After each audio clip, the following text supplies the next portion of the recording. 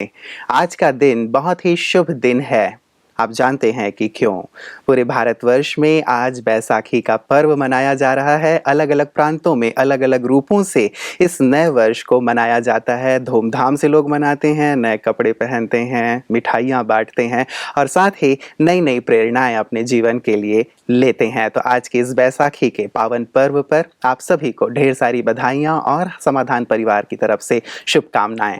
और साथ ही भारत रत्न बाबा साहब भीमराव अंबेडकर की भी आज जयंती है, जिन्होंने देश के लिए बहुत कुछ किया है। संविधान उन्हीं की देन है। तो आज की इस जन्म जयंती पर बाबा साहब को भी समाधान परिवार अपनी ढेर सारी श्रद्धा सुमन अर्पित करता है। आज का समाधान इन्हीं दोनों बातों के लिए अर्पित है। आइए भ्राता जी का अभिनंदन करते हैं और आज की इस कड़ी की शुरुआत करते हैं। भ्राता जी, बहुत बहुत स्वागत, अभिनंदन और बैसाखी की ढेर सारी शुभकामनाएं। आपको भी और हमारे सभी समाधान परिवार को, न केवल समाधान परिवार को लेकिन सारे संसार को इस सुंदर दिन की बहुत बहुत बधाइयाँ। मैं सोच रहा था, भारत कैसा सुंदर देश है, चाहे कुछ भी हो, समस्याएं हो, ये हो वो हो, लेकिन यहाँ आनंद छाया रहता है। आज ये त्योहार है, कल वो त्योहार है, आज ये खुशियाँ मनाई जा रही, ये हो रहा है। तो सचमुच हम भारतवासी कितने महान हैं। इसलिए जितने खुशी के वाइब्रेशंस हमारे देश में हैं, उतने संसार में किसी देश में नहीं होंगे। ये की बात किसी को बुरी न लगे,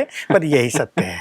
और इसीलिए शायद भारतवर्ष में परमात्मा का भी अवतरण होता है भ्राता जी, कि परमात्मा भी आकर के पूरे भारतवासियों को इतनी शक्तियों से ओतप्रोत कर देते हैं कि ये बस अपने जीवन को खुशियों से और आनंद से ही मनाते रहते हैं। सतयुग से ही पहले दिन से यहाँ खुशियों के बीज आरोपित हो गए।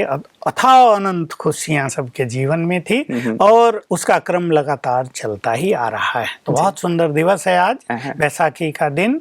नॉर्थ इंडिया में तो चारों ओर धूमधाम से इस दिन को मनाया जाता है। उधर ये भी मान्यता है, मान्यता क्या सत्य है, कि 10वें गुरु, सिखों के 10वें गुरु गुरु गोविंद सिंह जी ने इसी दिन खालसा पंथ की स्थापना की थी और खालसा संवत भी प्रारंभ किया था। तो उस धर्म के लिए भी एक विशेष दिन है और सचमुच बहुत खुशी का दिन है। हमारी ओर से सभी सिख समाज को, सिख धर्म को, सिख धर्म के महान पुरुषों को, अनेक महान गुरु हुए हैं और आज भी हैं, उन सब को हम अपनी शुभकामनाएं देते हैं, हार्दिक अभिनंदन देते हैं, बधाइयाँ देते हैं। और जिस तरह धर्मों ने बहुत बड़े बड़े काम संसार में किए हैं, कुरीतियों से, अत्याचारों से समाज की सुरक्षा की है, ये बहुत बड़ा योगदान इस धर्म का भी है। इसलिए ये सब बधाई के पात्र हैं। शुरुआत हुई सन 1699 में, जहाँ तक मुझे याद है, और विशेष करके खालसा का अर्थ ही होता है खालिस, अर्थात बहुत ही शुद्ध, बहुत ही पवित्र। तो आज का दिवस भी विशेष रूप से प्रेरित करता है हमें कि हम सब शुद्धता और पवित्रता की ओर बढ़ें। न केवल सिख समुदाय का जी, ऐसा लगता है कि सभी का ये पर्व है, तो सभी शुद्धता और पवित्रता की ओर बढ़ें। खालसा पंथ में माना पवित्रता का एक पंथ, ऐसा पंथ जिसमें 5 सिद्धांत बना दिए गए, 5 चिन्ह रख दिए गए सिखों के लिए। वो चिन्ह नहीं थे, वो 5 सुंदर धारणाओं के प्रतीक थे। और अब भी उन धारणाओं को बहुत सारे लोग बड़ी खुशी से, सहजता से अपनाते हैं। और हम चाहेंगे कि इस दिवस पर सभी अपने जीवन को पवित्र, खालिस बनाने की प्रेरणा लें। तो सभी का चित्त जब पवित्र और शुद्ध हो जाता है तो संसार में सुख शांति चारों ओर छाने लगती है, क्योंकि अपवित्रता ही कहीं ना कहीं दुख और अशांति का, इन समस्याओं का, इन लड़ाई झगड़ों का कारण बनती है।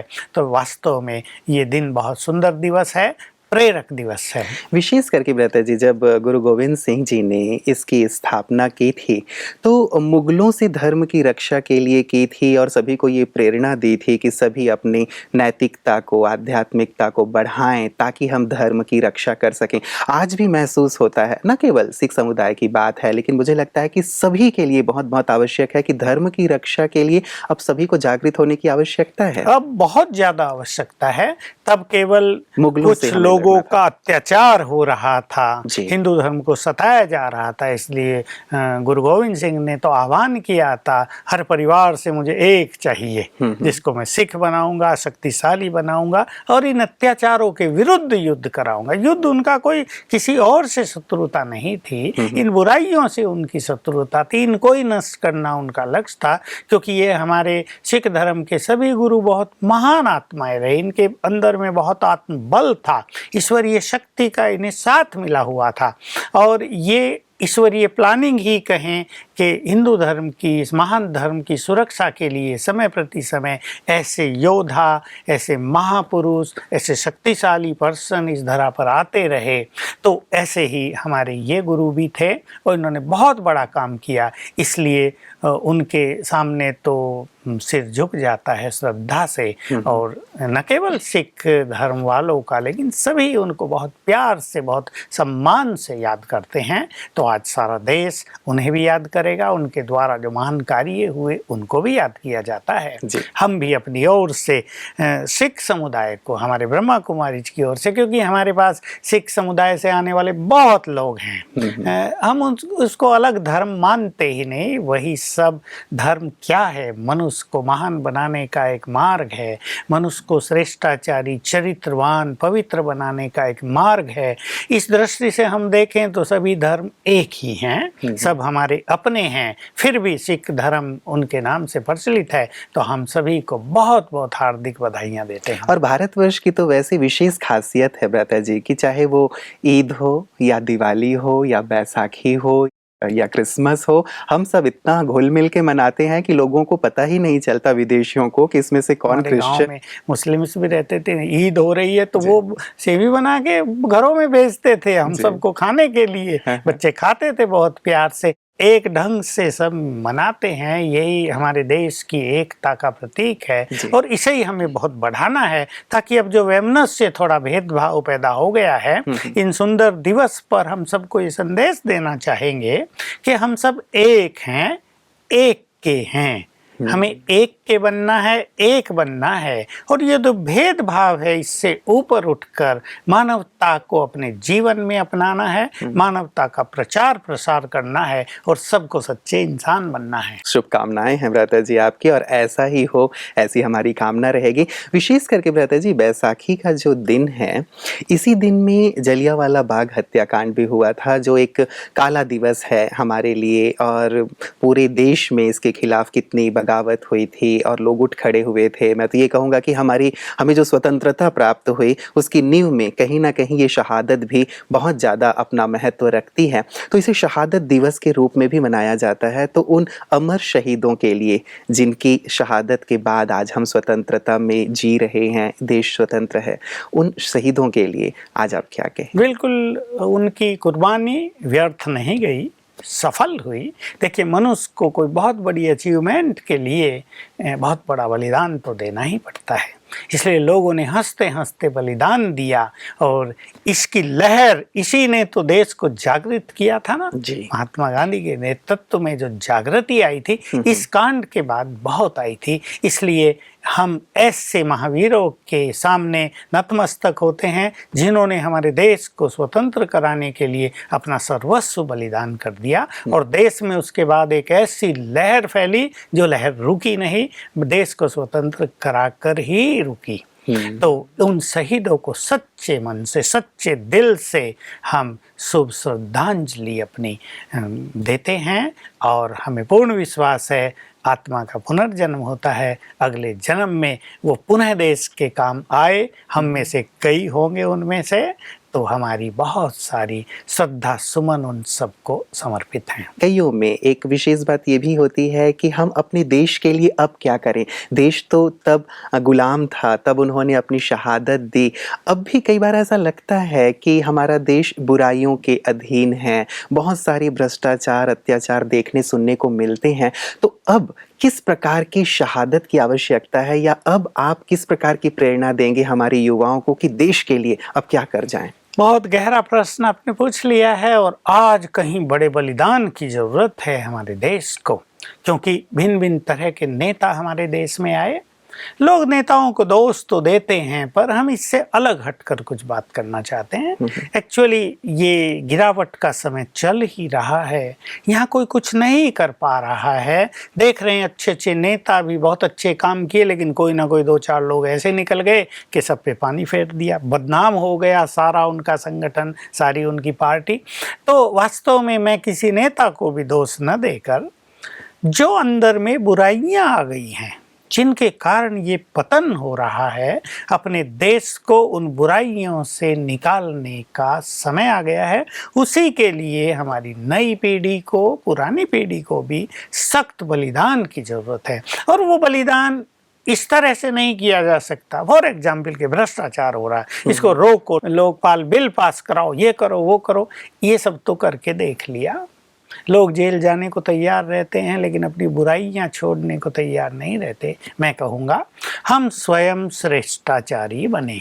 अब बलिदान ये चाहिए कि जो बुराइयां हैं, जो हमारे देश को नीचे ले जा रही हैं, उनका बलिदान करके, उनका त्याग करके हम श्रेष्ठाचारी बने। हम एक महान देश के निवासी हैं, सभी महान बने, तब ये देश महान बनेगा। और तब ये जो बुराइयां, चाहे वो बलात्कार की बात हो, यौन शोषण की बात हो, महंगाई की बात हो, और जो बहुत सारे पाप जिनकी चर्चा जहाँ तहाँ होती है, मनुष्य ये कर रहे हैं, इन सब बुराइयों को छोड़ने की जरूरत है। हम सब देखते आ रहे पिछले 10 सालों में बलात्कारियों के विरुद्ध अनेक चीजें हुई, लेकिन क्या बलात्कार के केस रुके? बढ़ते ही जा रहे हैं। अगर डेटा का अध्ययन करें जो अखबारों में या टीवी पे आते हैं, तो दिनों दिन संख्या बढ़ती जा रही है। आवश्यकता है इस बुराई के त्याग की। एक ऐसा अभियान हम चलाएं। हमारा ईश्वरीय विश्वविद्यालय ये अभियान चला रहा है कि पवित्रता का पथ सब अपनाएं, और ये जो सब नारी के लिए या हमारी कन्याओं के लिए, छोटे बच्चों के विरुद्ध जो ये बुरी चीजें होती हैं, जिसका नाम ही बलात्कार है, बहुत बुरा शब्द है, इससे सब मुक्त हो जाएं, हमारा देश पवित्र हो जाए और यहाँ फिर से ऐसा वातावरण बने कि सारा संसार इसको फॉलो करे। ऐसे बलिदान की हम मांग करते हैं, पहले अपने सभी युवकों से, फिर बड़ों से, कि जो बुराइयां तुम्हारे अंदर आ गई हैं, जिनके कारण हमारा देश बदनाम हो रहा है। एक व्यक्ति बुराई करता है, पाप कर्म करता है, सारा देश बदनाम हो जाता है। हिल उठते हैं अनेक दिल, अनेकों के दिलों में क्रोध की ज्वाला भड़क उठती है उनके विरुद्ध। तो इन बुराइयों का बलिदान कर दें अपने देश को महान बनाने के लिए। केवल एक प्रश्न उठता है भ्राता जी इसमें, वैसे तो हर एक को अपनी तरफ से करना ही चाहिए, लेकिन मन में कहीं ना कहीं व्यक्ति के आ जाता है कि यदि एक केवल मैं करूँगा तो क्या पूरा समाज बदल जाएगा, पूरा देश बदल जाएगा? इसीलिए वो एक करना भी चाहता है तो नहीं करता, सिस्टम उसे करने नहीं देता, मजबूरियां उसे करने नहीं देती, क्या करे? ये प्रश्न उठता अवश्य है, लेकिन जैसे एक व्यक्ति की गलती सारे समाज और देश को बदनाम कर देती है, वैसे एक व्यक्ति की महानताएं सारे देश को प्रकाश में भी ला सकती है। एक स्वामी विवेकानंद ने, एक स्वामी दयानंद ने, एक महात्मा गांधी ने, एक वीर शिवाजी ने क्या क्या किया वो हम सब जानते हैं। इसलिए अच्छे कार्यों की शुरुआत हमें कर देनी चाहिए। एक करेगा, एक को देख के 10 करेंगे, 10 को देख के 1000 करेंगे, और इस तरह ये संख्या बढ़ती जाएगी। हमारा ईश्वरीय विश्वविद्यालय यही कार्य कर रहा है। कई लोग पूछते हैं हमसे कि आपके पास करोड़ों की संख्या क्यों नहीं है? हम मनुष्य को श्रेष्ठाचारी बना रहे हैं, ये ईश्वरीय मार्ग ऐसा है, उसको पवित्र बना रहे हैं। किसी शहर में अगर हमें ऐसे 100 लोग भी मिलते हैं, हमारे साथी बनते हैं, 100 लोग एक शहर में श्रेष्ठाचारी बनते हैं, पवित्रता के पथ पर आगे बढ़ते हैं, तो वो शहर के लिए, उस टाउन के लिए बड़े गर्व की बात होती है। और उससे कलम लगते लगते एक दिन ऐसा आएगा कि सारा समाज श्रेष्ठ बन जाएगा। गिरावट में भी तो बहुत समय लगा है, पाप अचानक नहीं बढ़ा, एक क्रम हुआ है, धीमी गति से वो बढ़कर आज हम यहाँ पहुँचे हैं। हम उससे कहीं गुना ज़्यादा श्रेष्ठ गति से अच्छाइयों का प्रचार कर रहे हैं, और उसकी स्थिति बहुत जल्दी हम प्राप्त कर लेंगे कि समस्त समाज श्रेष्ठाचारी बन जाएगा, और फिर किसी को प्रश्न ही नहीं उठेगा मैं अकेला क्या करूँगा। बिल्कुल, मतलब शुरुआत करने की आवश्यकता है। हम हिम्मत रखें, साहस रखें। और वैसे भी किसी कवि ने बहुत सुंदर बात कही है कि मैं अकेला ही चला था जानिबे मंजिल, मगर लोग जुड़ते गए और कारवां बनता गया। तो चलने वाले की आवश्यकता है, एक चल पड़ेगा, लोग जुड़ते अवश्य चले जाएंगे। माता जी, मुझे एक बात याद आ रही है कि जैसे आपने कहा कि एक व्यक्ति परिवर्तन ला सकता है, तो आज बाबा साहब भीमराव जी का भी आज जन्म दिवस है और मुझे लगता है कि वो भी एक बहुत सुंदर प्रेरक एग्जाम्पल हैं सभी के लिए, जिन्होंने अकेले खड़े होकर के बहुत सारा परिवर्तन का कार्य किया, देश को बहुत कुछ दिया। आज उनकी जन्म जयंती पे आप क्या कहेंगे? बिल्कुल, भारत के क्या विश्व के गगन में वो एक चमकते हुए सितारे हैं और हीरो एक्टर हैं हमारे देश के, जिन्होंने देश को बहुत कुछ दिया और जिनका चिंतन बहुत विशाल था। हमारे आज के नेताओं का यदि चिंतन इतना विशाल हो जाए, मेरी बात शायद कईयों को अच्छी न लगे, हमारे देश के नेता यदि इसी तरह के चिंतक बन जाएं, चिंतनशील हो जाएं, देश के कल्याण का चिंतन करें अपने स्वार्थ को छोड़कर, तो सचमुच हमारा देश बहुत जल्दी विश्व की महान शक्ति बन जाएगा। बनना है इसको, इसमें कोई संदेह नहीं। तो ऐसे महान पुरुष अम्बेडकर की जन्म दिवस पर हम उनको बहुत बहुत शुभकामनाएं, हार्दिक बधाइयाँ देते हैं। ऐसे महान पुरुष भारत में होते रहे हैं, होते रहेंगे और उनकी छाप एक बड़े समुदाय पर हमारे भारत में है और वो समुदाय उनसे बहुत सारी प्रेरणा भी लेता है। उन सब को भी हम अपनी हार्दिक शुभकामनाएं देते हैं। भ्राता जी, एक विशेष चीज़ जिससे कि जीवन भर बाबा साहब को जूझना पड़ा, वो हमारे देश की एक क्या कहें गलत परंपरा ही है। ये कहा जाएगा कि छुआछूत की जो भावना है, एक निम्न जाति में बाबा साहब ने जन्म लिया था, लेकिन उनकी प्रतिभा का लोहा तो सभी मानते ही थे। उन्होंने बहुत कुछ किया, डॉक्टरेट की उपाधि हासिल की, उन्होंने अपना बैरिस्ट्री प्राप्त की और इन सब चीज़ों को लेकर के भी अलग अलग फील्ड में वो गए, उन्होंने कार्य किया। लेकिन जहाँ भी गए एक छुआछूत की जो भावना है उसने बहुत ज़्यादा उन्हें परेशान किया और सदियों से ये चीज़ चली आ रही है, अब शायद थोड़ी कम है। इसके लिए आप क्या कहेंगे? क्या ऐसी भावना हमारे समाज में होनी चाहिए? देखिए, क्योंकि उन्होंने भी काम किया, बाद में आने वाले नेताओं ने भी काम किया और अब ब्रह्मा कुमारी तो इसके लिए संपूर्ण रूप से कार्य कर रही हैं। हमारे यहाँ तो सबको आत्मिक ज्ञान दिया जा रहा है, तुम सब आत्माएं हो। और इससे समाज से ये जो भेदभाव है जातियों का, ये छोटा ये बड़ा, ये निम्न जाति का ये उच्च जाति का, ये सब समाप्त हो रहा है। हम खुद देख रहे हैं समाप्त हो रहा है। हमारे यहाँ लाखों लोग हैं, हम में से किसी को ये पता नहीं होता कौन किस जाति का है। तो एक बहुत सुंदर परंपरा ब्रह्मा कुमारी के द्वारा प्रारंभ हो गई है, उसी को सब अपनाएंगे तो ये छुआछूत जो आजकल लगभग खत्म हो चुका है। फिर भी जब मनुष्य देखता है ये उस जाति का है तो उसके दृष्टिकोण में अंतर जरूर आ जाता है। इसी बात से बाबा साहब अम्बेडकर को गुजरना पड़ा था, जो उनके लिए कष्टदायक थी कि वो इतने योग्य व्यक्ति और उनको लोग इस दृष्टि से भी देखते हैं। लेकिन उन्होंने ये सिद्ध कर दिया कि किसी भी जाति में, किसी भी समाज में जन्म लेने से कोई अंतर नहीं पड़ता। मनुष्य अगर महानताएं, योग्यताएं अर्जित करना चाहे तो ये सब चीज़ें उसके मार्ग में कोई बाधा उत्पन्न नहीं कर सकती। फिर भी हम अपने देश को इस चीज़ से मुक्त करना चाहते हैं और मुक्त कर रहे हैं और मुक्त होगा। साथ में मैं ये भी कहूँगा, उस समुदाय के लिए एक नाम जोड़ दिया आजकल लोगों ने, दलित, और सोचते हैं ये बड़े सताए गए हैं, ये पीछे चले गए हैं, इसलिए उनको नाम दे दिया। मैं कहूँ ये नाम गलत है, उनको कोई सुंदर नाम दिया जाए। एक समय था महात्मा गांधी ने उनको हरिजन कहा था। भाई ये भगवान के जन हैं, इनको इस दृष्टि से नहीं देखें, हम भी उनको एक महानता की दृष्टि से देखें।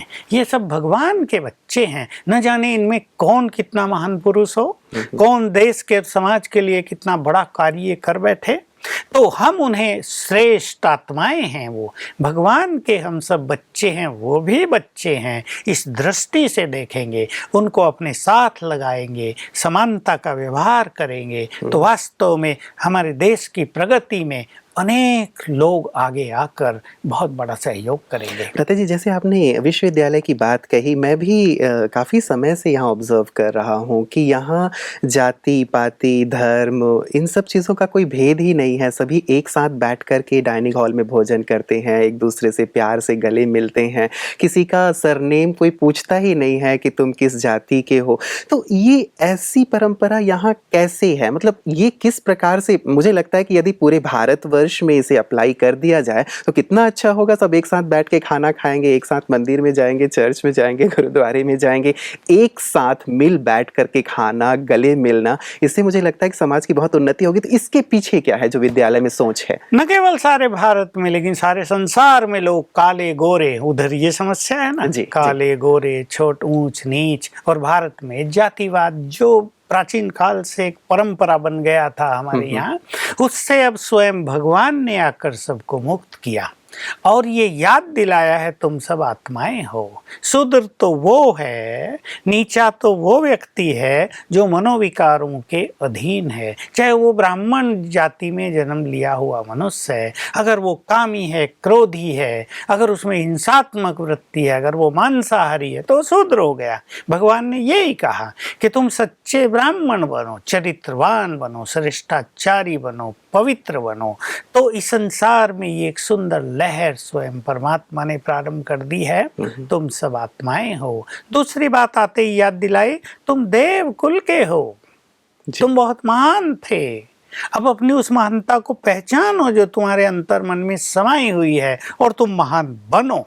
हमारे यहाँ जैसे आपने भी देखा और हम तो जानते हैं, भिन्न भिन्न धर्म जातियों से लोग आए हैं और बहुत ऊपर उठ गए हैं। हमें बहुत बाद में कहीं पता चलता है कि ये व्यक्ति तो फलानी जाति से, लेकिन कितना बड़ा कार्य ये कर रहा है। तो जाति का कोई इफेक्ट किसी पे रहता ही नहीं। तो जहाँ आत्मिक भाव हो जाता है, सब आत्माएं हैं, सब भगवान के बच्चे हैं, हम सब भाई भाई हैं, ये सब हमारा एक सुंदर परिवार है। भेदभाव की जहाँ कोई बात ही नहीं है, ऐसी चीज स्वयं परमात्मा ने आकर शुरू कर दी है, याद दिलाया है और इसका संगठन बढ़ता जा रहा है। बहुत लाखों में पहुंच गया है, बहुत जल्दी करोड़ों में पहुंच जाएगा और हमें पूर्ण विश्वास है कि संसार से ये जो भेदभाव हैं जातियों के, कि किसी को निम्न जाति का देखा जाता है, उसे घृणा की जाती है, या कम से कम घृणा भी न की जाए, एक भावना तो रहती है। आजकल भ्राता जी जैसे एक चुनाव का भी माहौल है और जब कभी चुनाव के माहौल आते हैं तुरंत जातिगत बातें उठने लगती हैं कि फलानी जाति का फलाना लीडर है तो अपनी जाति पे फोकस करेगा, वो फलानी जाति पे। तो यहाँ हम देश को बांट नहीं रहे हैं। ये गलत परंपराएं प्रारंभ हो गई हैं और इसका परिणाम ही विनाशकारी हो रहा है कि हमारी पार्लियामेंट में एक मजबूत जो सत्ता आ जाए वो नहीं पैदा हो रही है और इसको समाप्त तो करना ही पड़ेगा। और ब्रह्मा कुमारी जी ने इसके लिए बहुत सुंदर ये सिद्धांत चालू कर दिए हैं। तो हमें पूर्ण विश्वास है कि ये लहर सारे संसार में बढ़ती जाएगी। तो आज के दिन मैं कहूँगा, बाबा साहब अम्बेडकर की भी जन्म दिवस है ये, तो मैं उनके समुदाय को भी बहुत प्यार और सम्मान से ये संदेश देना चाहता हूँ। आप भी अपने मन से ये भावना निकाल दो कि हम कोई छोटे हैं, हम दलित हैं, नहीं, तुम सब आत्माएं हो, महान आत्माएं हो। अपने अंदर छुपी हुई महानताओं और योग्यताओं को पहचानो। तुम्हें देश में बहुत बड़े बड़े काम करने हैं और चाहूँगा कि बाबा साहब की जो बहुत सारी अच्छी सीख हैं उन पर सभी चलें और हमारा देश फिर से श्रेष्ठता की राह पर, उन्नति की राह पर, श्रेष्ठाचारी बनने की राह पर अग्रसर हो, ताकि जो हमारा कॉन्स्टिट्यूशन है वो भी बड़ा सुखदायी हो जाए। गर्व करे सारा संसार उस पर, फॉलो करे कि कॉन्स्टिट्यूशन हो तो ऐसा हो। बिल्कुल, बहुत बहुत शुक्रिया भ्राता जी, बहुत सुंदर प्रकाश आपने दिया है, ढेर सारी शुभकामनाएं पूरे देशवासियों को आपने दी है और खास करके बाबा साहब को भी विशेष आपने और उनके साथियों को भी खास करके शुभकामनाएं दी हैं। आपका बहुत बहुत शुक्रिया। मित्रों, विशेष दिवस है आज और कहते हैं कि व्यक्ति जन्म से महान नहीं होता, कर्म से महान होता है। चाहे वो छोटी जाति में हो, बड़ी जाति में हो, वैसे तो ये शब्द ही गलत है कि ये छोटी जाति का है या बड़ी जाति का है, लेकिन सदियों से चूंकि ये बात चली आ रही है इसलिए कहा जाता है, होना नहीं चाहिए। हम अपने कर्म को श्रेष्ठ बनाएं तो कर्मों की श्रेष्ठता हमें महान बनाएगी। और हम सदियों से ये कहते आ रहे हैं कि हिंदू, मुस्लिम, सिख, ईसाई आपस में हैं भाई भाई। किस नाते से भाई? क्या धर्म के नाते से? नहीं, वास्तव में हम सब आत्माएं हैं, जैसे भ्राता जी कह रहे थे, आत्मा के नाते से और एक परमात्मा की संतान होने के नाते से हम सब भाई भाई हैं। अब इस दृष्टि को अपनाने की आवश्यकता है ताकि अनेकता में एकता, जो हमारे देश की सदियों से परंपरा रही है, उसे हम कायम कर सकें और सारे विश्व के सामने सिर उठा करके इस बात को कह सकें